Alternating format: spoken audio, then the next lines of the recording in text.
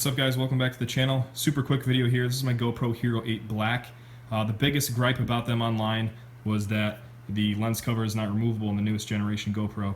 Well, here's my solution to that. It does increase the bulkiness of the camera just a little bit, but this is a $10 protective case from eBay. But you know, it's the protective housing for water diving. So I drilled holes in all the locations where the microphones are. I think there's two on the bottom. I'm not sure if that's a microphone up there, but I saw a cutout, so I assumed it was. There's a microphone right underneath the flip out mounts right there, and then there's I believe there's one on the side right here. So with this mod you will protect your entire camera. There's a tempered glass screen protector part of the case that's over the lens right now, and this will protect the entire GoPro rather than just the lens, and you won't be smashing up your housing on the GoPro or getting it filthy if you're mountain biking or skiing or doing anything that involves impact with the GoPro in case you fall. So I would highly recommend to invest the $10 and drill these microphone holes out.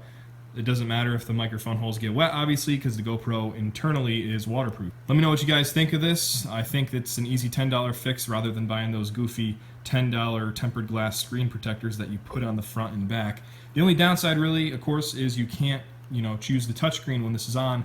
But once I choose a setting and I'm using an action cam, I don't adjust the settings. I get them to where I want them.